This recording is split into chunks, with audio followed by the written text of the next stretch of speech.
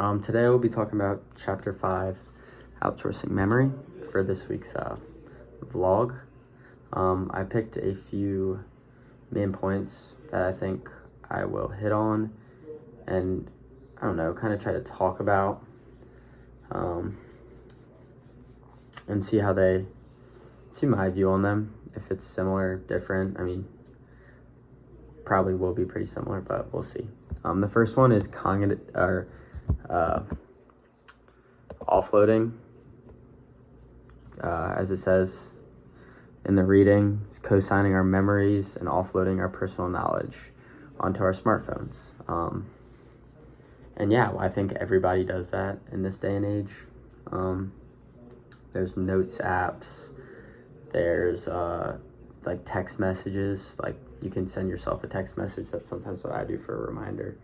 You can set reminders on your calendar, alarms for other things. So we heavily rely on smartphones as our kind of how we keep track of things. But I think this hasn't just been like a smartphone thing. And I honestly don't think it's a bad thing.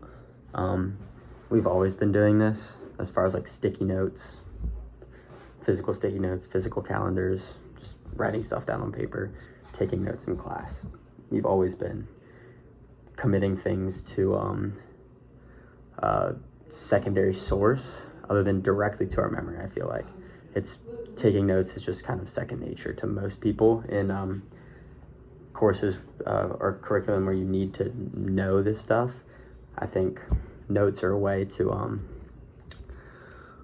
physically writing notes and like having it to look at is a way to repetition over and over again. That's how you learn, is having something repeated to you over and over again. If you heard something once and it stuck with you, the need for studying and that would kind of be arbitrary. But it talks about how this could lead to memory decline, the offloading of stuff onto your smartphones. Just because if it's sitting there on your smartphone and it's such easy access, you'll just go to your smartphone to look at it every time and not actually have it in your memory to look at. Not to look at, but to just pull. Instead of going to a secondary source, it defeats the purpose of having something in your memory.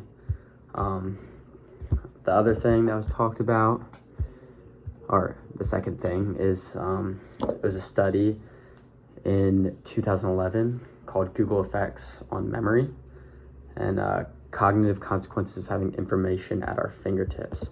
So pretty much this just talks about, there's a phrase in it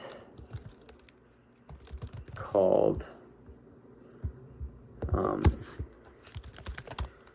I can find in the passage. All right, well, scratch that. But it talks about how instead of keeping, since we can just go get information at the click of a button, click of a few buttons, I guess, but go to Google, look anything up, and boom, you have an answer. Especially now with AI, throw it into AI, and boom, you have an answer. It defeats a lot of people just rely on that instead of relying on the human brain to have knowledge and to pull knowledge from. If I don't know something right off the bat, instead of thinking about it and trying to recall, I can just go straight to Google and look it up.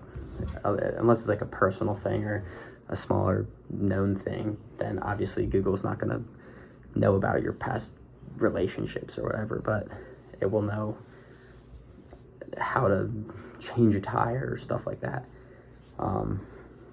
And it just shows that depending on these search engines can inhibit how we process information.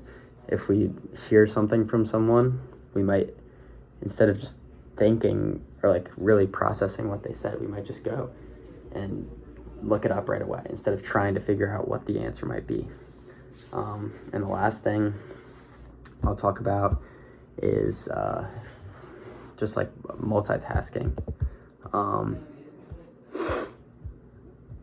It's a thing everybody, well, not everybody can do, but it's a skill. And with the addition of smartphones, it's just being right there for you. I think I really made it so you multitask all the time, whether it's something like walking and talking, that's multitasking, but we're glued to our phones all day.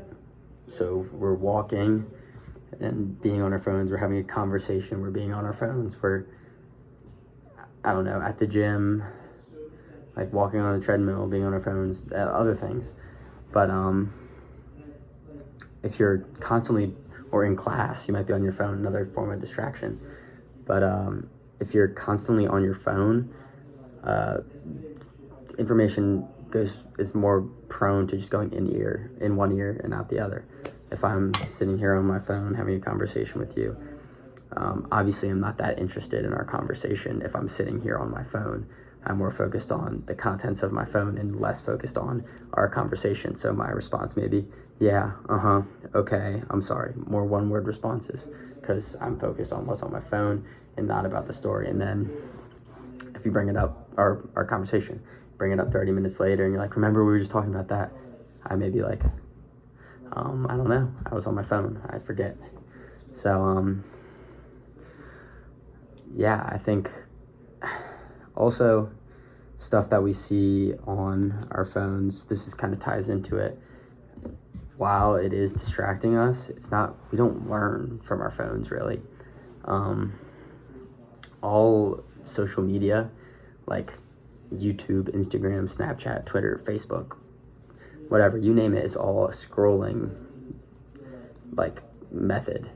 You're not really, unless you're taking in like entertainment, like Netflix and stuff, you're not really sitting there and watching something. You're kind of looking at this, scroll, forget about it, look at this, scroll, forget about it, look at this, scroll, forget about it. And it's just a constant influx of new information is what's keeping you there, but you're really not taking in anything. You're just skimming over and over different stories, but not actually diving and delving into each story, which I think could be harmful. Yeah, but that's a lot of time, so I think that's about it for this week.